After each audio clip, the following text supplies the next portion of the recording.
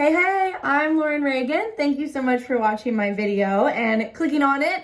This video is for you specifically if you are looking to move across the United States. So if you're looking to relocate to a whole new area, here is some advice that I have for you.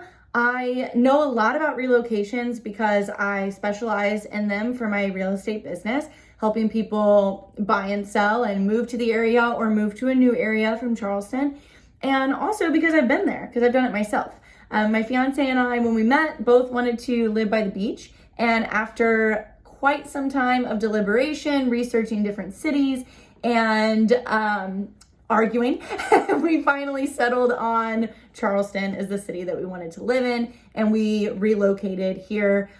We did a job transfer with his job, and I transferred my real estate business from Missouri to South Carolina. So having been there myself and working with many clients through this, I do have some tips and tricks for you, a couple different videos about this specifically, but this is we're going to cover 5 different kind of jumping off points, questions that I get a lot, some FAQs, if you will. So first is about employment and financing. You need 2 things to move, right? You need somewhere to live and somewhere to work. So first and foremost, I'd say my biggest advice is to talk to an agent in the new city that you're going to be living in and ask for a lender recommendation. So find out a local loan officer who understands the area that you're looking to move in, understands taxes in that area, because property taxes make a huge difference in affordability. The specific programs in that state that may be available to you. Find a local lending expert with a lot of knowledge and be honest with them about your situation. Tell them all the different, intricacies of your move and work together to find a program that's going to work for you if you want to purchase a home, because there are so many different options, y'all. You can, if you are transferring with a current job, if you are applying in the new city and have been accepted, get a job accepted, you typically just need a job offer letter. In most cases, we have this offer letter. It shows, how much I'm going to make and when my start date is, and the lender can go off of that income on that job offer letter in most cases. If you are looking to, move and you don't have a job down here, that could still be possible. You might be able to purchase a home in the new city as a second home. You might be able to sell your property in your current location and make enough in cash to even be able to buy a home in the new city with cash or with a really small loan program.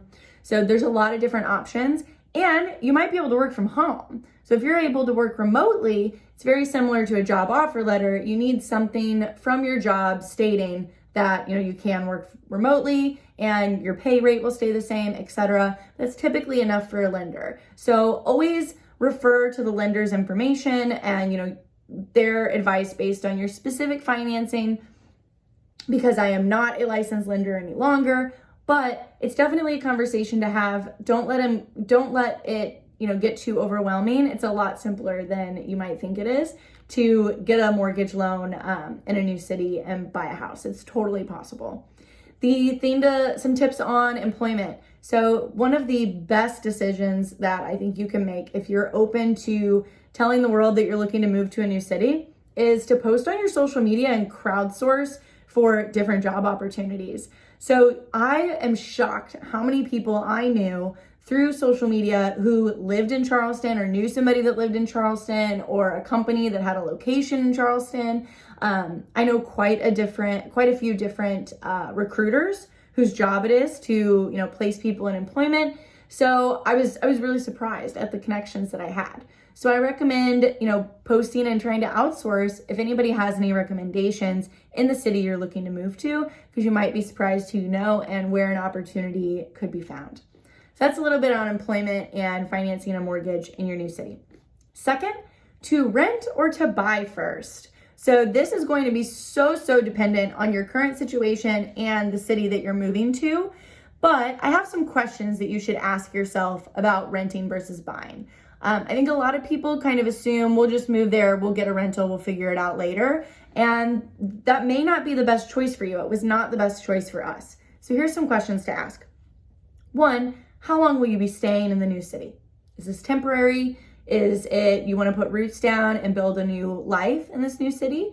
Or are you just not sure yet? You haven't figured it out. Ask that question first. How long am I staying?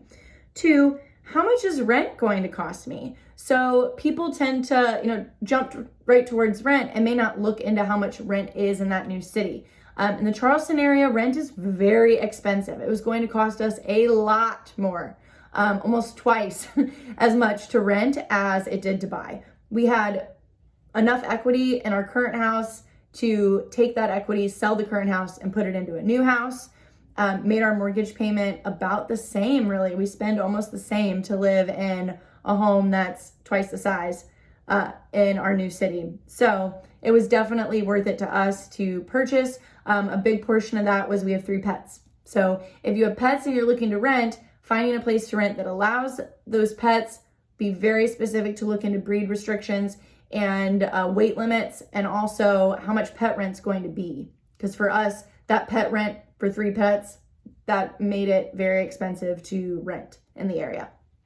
Also, do you have kids in school? So if you have school-age kids and you get a rental and your kids start school in that school district, now you're faced with an option when you go to buy of making them move school districts after they've just moved to a whole new city, or only being able to buy in that specific school district, which can be difficult.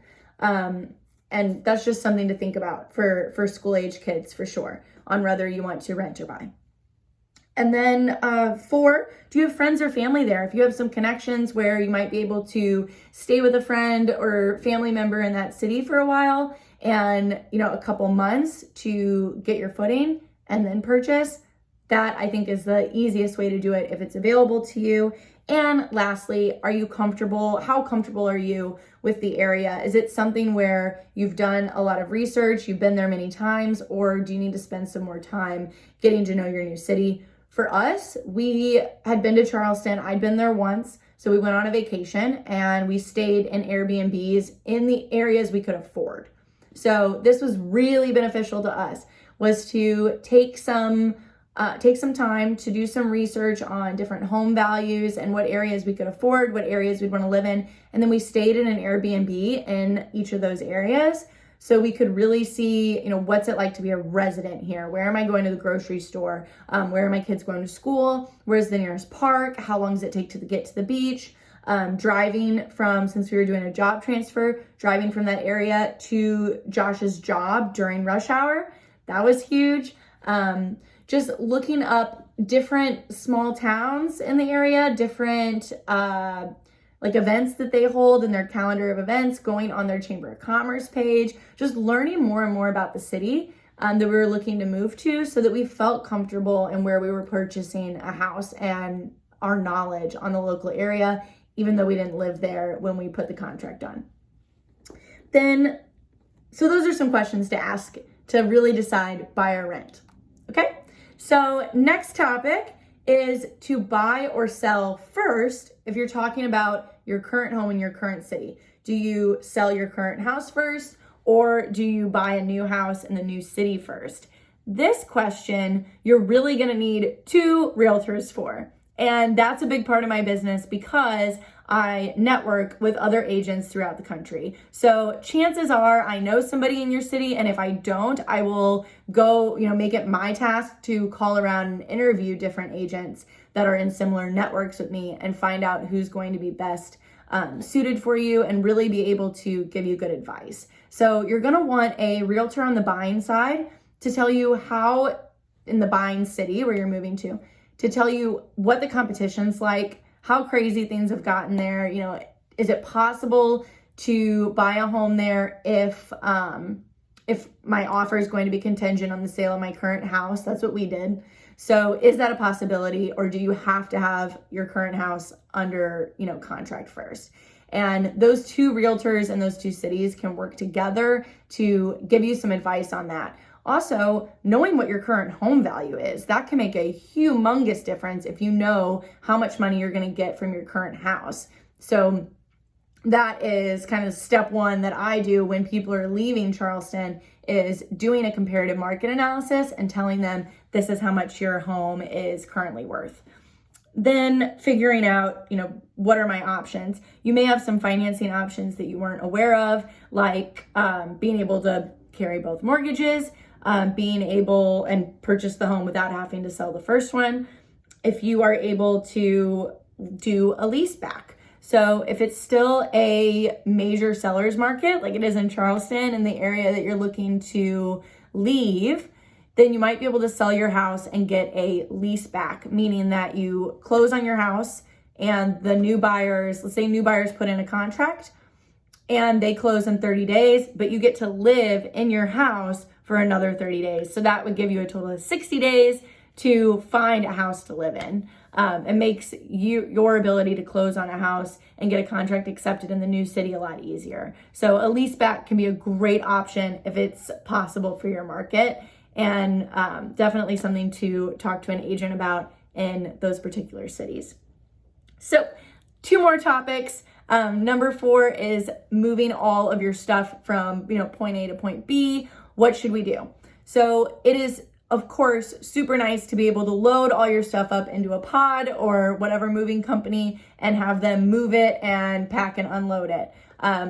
That can run you $10,000 to $15,000, sometimes more. I was shocked when we did that research, and a lot of my clients are too, but moving across the country, when you're moving across the city, it's not as crazy, but when you're moving across the country, $10,000 to $15,000 in moving costs is not, unheard of. So if that doesn't work for you, what we did is we rented a Penske truck is the company that we use.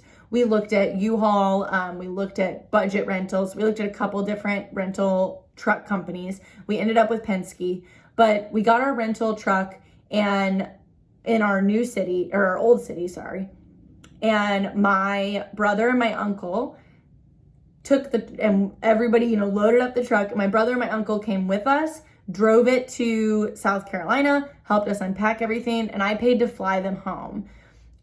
Doing it that way with some friends or family, that even if you have to pay them, it's probably going to be a lot less than moving pods all the way, across the country. If you can pay somebody to help you. If you don't have friends or family that are willing to do it, they might have, maybe your niece or nephew or a friend of a friend. Maybe somebody's got a kid over the summertime that needs some, work experience, wants to make a little extra money. You pay them and buy them a flight home. There are all sorts of options available to you. So again, kind of outsourcing that made a big difference for us, being able to just fly everybody back.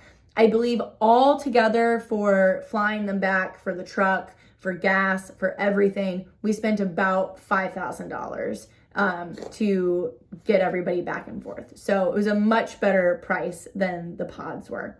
Kind of doing it ourselves, but with some help because the 2 of us were not going to be able to move all of our stuff back and forth completely alone.